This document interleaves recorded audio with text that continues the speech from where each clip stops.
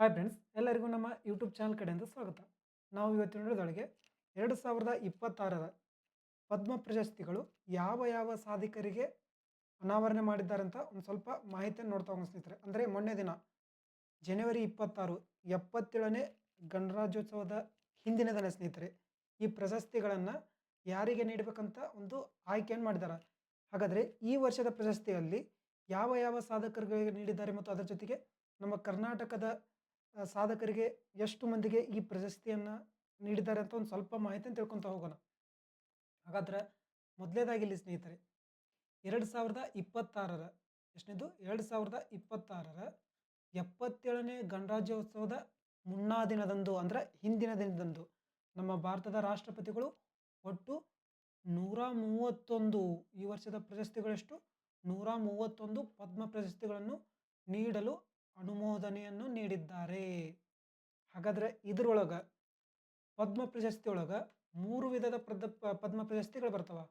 ಒಂದು ಪದ್ಮವಿಭೂಷಣ, ಎರಡನೇದು ಪದ್ಮಭೂಷಣ, ಮೂರನೇದು ಪದ್ಮಶ್ರೀ. ಈ ವರ್ಷದ ಪ್ರಶಸ್ತಿಗಳಲ್ಲಿ 5 ವಿಭೂಷಣ ಪ್ರಶಸ್ತಿಗಳನ್ನು ನೀಡಿದ್ದಾರೆ, 13 ಪದ್ಮಭೂಷಣ ಪ್ರಶಸ್ತಿಗಳನ್ನು ನೀಡಿದ್ದಾರೆ, ಇನ್ನುಳಿದ 113 ಪದ್ಮಶ್ರೀ ಪ್ರಶಸ್ತಿಗಳನ್ನು ನೀಡಿದ್ದಾರೆ. ನಮ್ಮ ಭಾರತ ದೇಶದೊಳಗೆ ಅತ್ಯುನ್ನತ ಒಂದು ಪ್ರಶಸ್ತಿ ಯಾವುದಪ್ಪ ಅಂದ್ರೆ ಭಾರತ ರತ್ನ ಸ್ನೇಹಿತರೆ. ಅದರ ನಂತರ ಎರಡನೇ ಅತ್ಯುನ್ನತ ಪ್ರಶಸ್ತಿ ಯಾವುದು ಇದೆ ಪದ್ಮವಿಭೂಷಣ. ಅದಾದಮೇಲೆ ಮೂರನೇ ಅತ್ಯುನ್ನತ ಪ್ರಶಸ್ತಿ ಪದ್ಮಭೂಷಣ, ನಾಲ್ಕನೇ ಅತ್ಯುನ್ನತ ಪ್ರಶಸ್ತಿ ಪದ್ಮಶ್ರೀ ಸ್ನೇಹಿತರೆ. ಇಲ್ಲಿ ಈ ಪ್ರಶಸ್ತಿ ಪುರಸ್ಕೃತರು ಇದಾರಲ್ಲ, ಇದರಲ್ಲಿ ಈ ವರ್ಷದ ಸಾಧಕರಲ್ಲಿ 13 ಮಹಿಳೆಯರಿದ್ದಾರೆ ನೋಡಿ ಸ್ನೇಹಿತರೆ. 13 ಮಹಿಳೆಯರಿಗೂ ಕೂಡ ಈ ಪ್ರಶಸ್ತಿಯನ್ನು ನೀಡಿದ್ದಾರೆ. ಇದರ ಜೊತೆಗೆ ಈ ಪಟ್ಟಿಯೊಳಗೆ ವಿದೇಶಿಯರು ಇದ್ದಾರ, NRIಗಳು ಇದ್ದಾರ ಮತ್ತು PIO OCI ವರ್ಗದಿಂದ ಒಟ್ಟು 6 ವ್ಯಕ್ತಿಗಳಿಗೆ ನೀಡಿದ್ದಾರೆ. ಎಷ್ಟು 6 ವ್ಯಕ್ತಿಗಳಿಗೆ ಈ ಪ್ರಶಸ್ತಿಯನ್ನು ನೀಡಿದ್ದಾರೆ. ಹಾಗಾದರೆ ಇಲ್ಲಿ NRI ಅಂದರೆ ಯಾರು, PIO ಅಂದರೆ ಯಾರು ಮತ್ತು OCO ಅಂದರೆ ಯಾರು ಅಂತ ಒಂದು ಸ್ವಲ್ಪ ಇವ್ರದ್ದು ಲಾಂಗ್ ಫಾರ್ಮ್ ತಿಳ್ಕೊಂತ ಹೋಗೋಣ. NRI ಅಂದರೆ ನಾನ್ ರೆಸಿಡೆಂಟ್ ಇನ್ ಇಂಡಿಯನ್ ಸ್ನೇಹಿತರೆ, ಅಂದರೆ ಅನಿವಾಸಿ ಭಾರತೀಯರಿಗೆ ಈ ಪ್ರಶಸ್ತಿಯನ್ನು ನೀಡ್ತಾರೆ. ಅದರ ಜೊತೆಗೆ PIO ಅಂದರೆ ಪರ್ಸನ್ ಆಫ್ ಇಂಡಿಯನ್ ಆರಿಜಿನ್, ಅಂದರೆ ಭಾರತೀಯ ಮೂಲದ ವ್ಯಕ್ತಿಗಳು, ಇವ್ರಿಗೆ ಕೂಡ ನೀಡ್ತಾ ಬರ್ತಿದ್ದಾರೆ. ನೆಕ್ಸ್ಟ್ OCI ಅಂದರೆ ಓವರ್ಸೀಸ್ ಸಿಟಿಸನ್ಸ್ ಆಫ್ ಇಂಡಿಯಾ, ಅಂದರೆ ಭಾರತದ ಸಾಗರೋತ್ತರ ನಾಗರಿಕರುಗಳು, ಇವರಿಗೂ ಕೂಡ ಈ ಪ್ರಶಸ್ತಿಯನ್ನು ನೀಡ್ತಾ ಬಂದಿದ್ದಾರೆ. ಒಟ್ಟು 6 ಮಂದಿಗೆ ನೀಡಿದ್ದಾರೆ ನೋಡಿ ಸ್ನೇಹಿತರೆ ಈ ವರ್ಷದಲ್ಲಿ. ಇನ್ನುಳಿದ 16 ಮರಣೋತ್ತರ ಪ್ರಶಸ್ತಿಯನ್ನು ಕೂಡ ಈ ವರ್ಷ ನೀಡ್ತಾ ಬರ್ತಿದ್ದಾರೆ. ನೆಕ್ಸ್ಟ್ ಇಲ್ಲಿ ಪದ್ಮ ಪ್ರಶಸ್ತಿ ಯಾವಾಗ ಸ್ಥಾಪನೆ ಆಗ್ತಂತ ಒಂದು ಸ್ವಲ್ಪ ಹಿನ್ನೆಲೆ ಮಾಹಿತಿಯನ್ನು ತಿಳ್ಕೊಂತ ಹೋಗೋಣ. ಹಾಗಾದರೆ ಈ ಪ್ರಶಸ್ತಿ ಯಾವಾಗ ಸ್ಥಾಪನೆ ಆಗ್ತದೆ, 1954ರಲ್ಲಿ ಸ್ಥಾಪನೆ ಆಗ್ತದೆ ನೋಡಿ ಸ್ನೇಹಿತರೆ. ಯಾವಾಗ 1954ರೊಳಗೆ. ನೆಕ್ಸ್ಟ್ ಇದು 1954ರೊಳಗೆ ಸ್ಥಾಪನೆ ಆಗ್ತದಲ್ಲ, 2 ವಿಧದ ಪ್ರಶಸ್ತಿಯಾಗಿ ಸ್ಥಾಪನೆ ಆಗಿರ್ತದೆ. ಒಂದು ಭಾರತ ರತ್ನ, ಇನ್ನೊಂದು ಪದ್ಮ ಪ್ರಶಸ್ತಿ ಅಂತ. ನಂತರ ಇದನ್ನು 1955ರೊಳಗೆ ಪದ್ಮ ಪ್ರಶಸ್ತಿಯನ್ನು 3 ವಿಭಾಗಗಳಾಗಿ ವಿಂಗಡಣೆ ಮಾಡ್ತಾರ. ಅಂದರೆ ಪ್ರತಿಷ್ಠೆಯ ಆಧಾರದ ಮೇಲೆ 3 ವಿಭಿನ್ನ ಅಂಗಗಳಾಗಿ ಪುನರ್ರಚನೆ ಮಾಡ್ತಾರ. ಅವ್ಯಾವಪ್ಪ ಅಂದ್ರೆ ಪದ್ಮವಿಭೂಷಣ, ಅಂದರೆ ಈ ಪದ್ಮವಿಭೂಷಣ ಇದೆಲ್ಲ ಇದು ಅಸಾಧಾರಣ ಮತ್ತು ವಿಶಿಷ್ಟ ಸೇವೆಗಾಗಿ ಈ ಪ್ರಶಸ್ತಿಯನ್ನು ನೀಡ್ತಾರ. ಇದು ಭಾರತ ರತ್ನ ನಂತರ ಭಾರತ ದೇಶದ 2ನೇ ಅತ್ಯುನ್ನತ ನಾಗರಿಕ ಪ್ರಶಸ್ತಿ ಆಗಿರ್ತದೆ ನೋಡಿ ಸ್ನೇಹಿತರೆ. ನೆಕ್ಸ್ಟು ಪದ್ಮಭೂಷಣ, ಇದು ಉನ್ನತ ಶ್ರೇಣಿಯ ವಿಶಿಷ್ಟ ಸೇವೆಗಾಗಿ ಈ ಪ್ರಶಸ್ತಿಯನ್ನು ನೀಡ್ತಾರೆ. 3ನೇ ಅತ್ಯುನ್ನತ ಪ್ರಶಸ್ತಿ ಇದು. 4ನೇದು ಪದ್ಮಶ್ರೀ, ಇದನ್ನು ಯಾವುದೇ ಕ್ಷೇತ್ರದಲ್ಲಿ ವಿಶಿಷ್ಟ ಸೇವೆಗಾಗಿ ಈ ಪ್ರಶಸ್ತಿಯನ್ನು ನೀಡ್ತಾರೆ. ಇದು ಕೂಡ 4ನೇ ಅತ್ಯುನ್ನತ ಪ್ರಶಸ್ತಿ ಸ್ನೇಹಿತರೆ. ನೆಕ್ಸ್ಟ್ ಇಲ್ಲಿ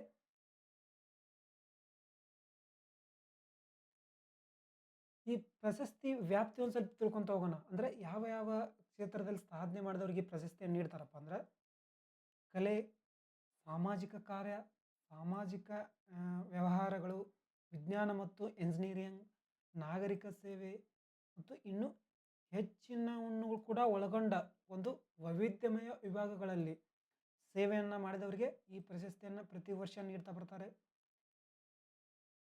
ಹಾಗಾದರೆ ಈ ಪ್ರಶಸ್ತಿಯನ್ನು ಪಡಿಬೇಕಂದ್ರೆ ಕೆಲವು ಅರ್ಹತೆಗಳು ಕೂಡ ಇರಬೇಕಲ್ಲ, ಅವೇನಂತ ಒಂದು ಸ್ವಲ್ಪ ನೋಡ್ತಾ ಹೋಗೋಣ.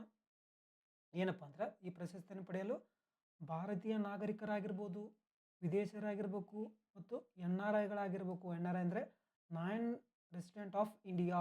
Next P I one P I O ಆಗಲೇ ಹೇಳಿದ್ದೆ, ಇನ್ನೊಮ್ಮೆ ಹೇಳ್ತಾನೆ ಇಲ್ಲಿ. ಪಿ ಐ ಒ ಅಂದರೆ person of Indian origin. Next O C ಐಗಳು. ಒ ಸಿ ಅಂದರೆ ಓವರ್ಸೀಸ್ ಸಿಟಿಸನ್ ಆಫ್ ಇಂಡಿಯಾ, ಭಾರತದ ಸಾಗರೋತ್ತರ ನಾಗರಿಕರುಗಳು. ಇವರು ಈ ಪ್ರಶಸ್ತಿಯನ್ನು ಪಡೆಯಲಿಕ್ಕೆ ಒಂದು ಅರ್ಹತೆಯನ್ನು ಹೊಂದಿರ್ತಾರೆ. ಮತ್ತು ಇದರ ಜೊತೆಗೆ ಜನಾಂಗ, ಉದ್ಯೋಗ, ಶ್ರೇಣಿ ಅಥವಾ ಲಿಂಗವನ್ನು ಲೆಕ್ಕಿಸದೆ ಎಲ್ಲ ವ್ಯಕ್ತಿಗಳಿಗೆ ಈ ಪ್ರಶಸ್ತಿಯನ್ನು ನೀಡ್ತಾರೆ ನೋಡಿ ಸ್ನೇಹಿತರೆ. ನೆಕ್ಸ್ಟು ಈ ಪ್ರಶಸ್ತಿಯನ್ನು ಯಾವ ರೀತಿಯಾಗಿ ಆಯ್ಕೆ ಮಾಡ್ತಾರಪ್ಪ ಅಂದ್ರೆ, ಆಯ್ಕೆಯ ಪ್ರಕ್ರಿಯೆ ಯಾವ ರೀತಿ ಇರ್ತದ ಅಂದ್ರೆ, ಇಲ್ಲಿ ನೋಡೋದಾದ್ರೆ ಇದನ್ನು ಪ್ರಧಾನಮಂತ್ರಿಗಳ ವಾರ್ಷಿಕವಾಗಿ ನೇಮಕ ಮಾಡುವ ಒಂದು ಪದ್ಮ ಪ್ರಶಸ್ತಿ ಸಮಿತಿ ಅಂತ ಇರ್ತದ. ಪ್ರಧಾನಮಂತ್ರಿಗಳೊಂದು ಆಯ್ಕೆ ಮಾಡಿರ್ತಾರೆ, ಪದ್ಮ ಪ್ರಶಸ್ತಿನ ಆಯ್ಕೆ ಮಾಡಲು ಒಂದು ಸಮಿತಿಯನ್ನು ನೇಮಕ ಮಾಡಿರ್ತಾರೆ. ಹಾಗಾದ್ರೆ ಆ ಸಮಿತಿ ಒಳಗೆ ಯಾರು ಇರ್ತಾರಪ್ಪ ಅಂದ್ರೆ, ಕ್ಯಾಬಿನೆಟ್ ಕಾರ್ಯದರ್ಶಿಯವರ ಅಧ್ಯಕ್ಷತೆ, ಇದರ ಅಧ್ಯಕ್ಷರು ಯಾರು? ಕ್ಯಾಬಿನೆಟ್ ಕಾರ್ಯದರ್ಶಿ ಅವರು ಅಧ್ಯಕ್ಷತೆಯನ್ನು ವಹಿಸಿರ್ತಾರೆ.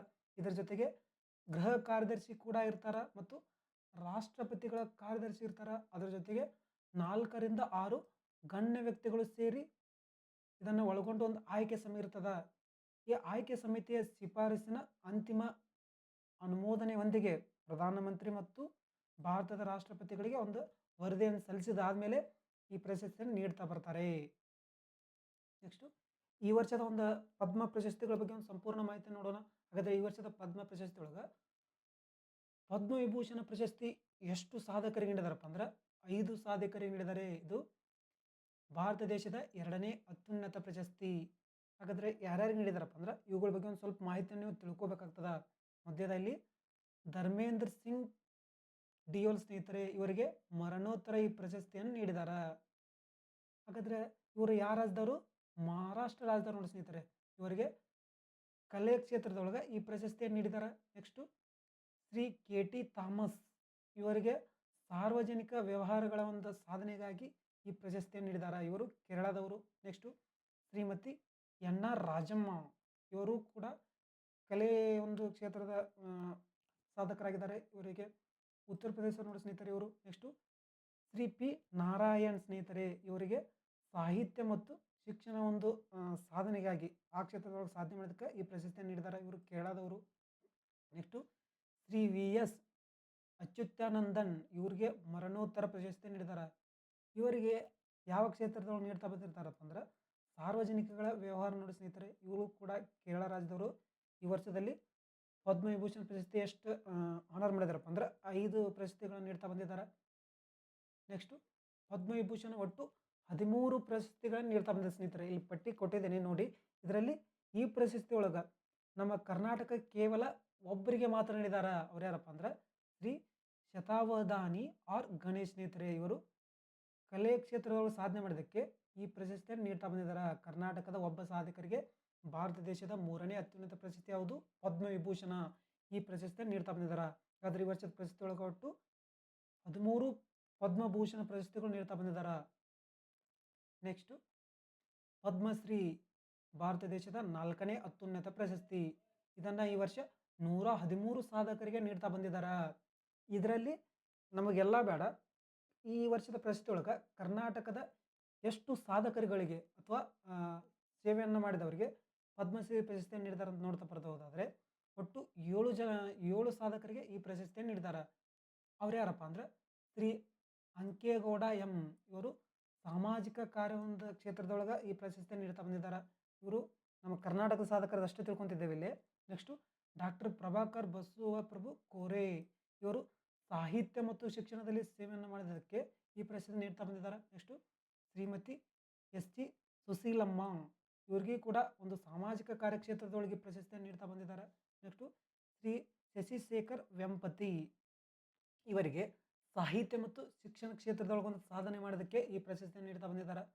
ನೆಕ್ಸ್ಟು ಶ್ರೀಮತಿ ಶುಭಾ ವೆಂಕಟೇಶ್ ಅಯ್ಯಂಗಾರ್, ಯಾರು? ಶುಭಾ ವೆಂಕಟೇಶ್ ಅಯ್ಯಂಗಾರ್, ಇವರು ವಿಜ್ಞಾನ ಮತ್ತು ಇಂಜಿನಿಯರಿಂಗ್ ಒಳಗೆ ಸಾಧನೆ ಮಾಡೋದಕ್ಕೆ ಈ ಪ್ರಶಸ್ತಿಯನ್ನು ನೀಡ್ತಾ ಬಂದಿದ್ದಾರೆ. ನೆಕ್ಸ್ಟು ಡಾಕ್ಟರ್ ಸುರೇಶ್ ಹನಗವಾಡಿ, ಇದನ್ನು ಔಷಧಿ ಕ್ಷೇತ್ರದಲ್ಲಿ ಸಾಧನೆ ಮಾಡೋದಕ್ಕವರಿಗೆ ಈ ಪ್ರಶಸ್ತಿಯನ್ನು ನೀಡ್ತಾ ಬಂದಿದ್ದಾರೆ. Next Shri T T Jagannath, ಇವರಿಗೆ ಮರಣೋತ್ತರ ಈ ಪ್ರಶಸ್ತಿಯನ್ನು ನೀಡ್ತಾ ಬಂದಿದ್ದಾರೆ. ನೆನಪಿಟ್ಟುಕೊಳ್ಳಿದ್ದಾನೆ, ಈ ವರ್ಷದ ಮರಣೋತ್ತರ ಕರ್ನಾಟಕದ ಯಾವ ಸಾಧಕರಿಗೆ ಪದ್ಮಶ್ರೀ ಪ್ರಶಸ್ತಿ ಅಂತ ಸಿಕ್ಕಿದೆ ಅಂತ ಕೇಳ್ಬಿಡ್ತಾರೆ.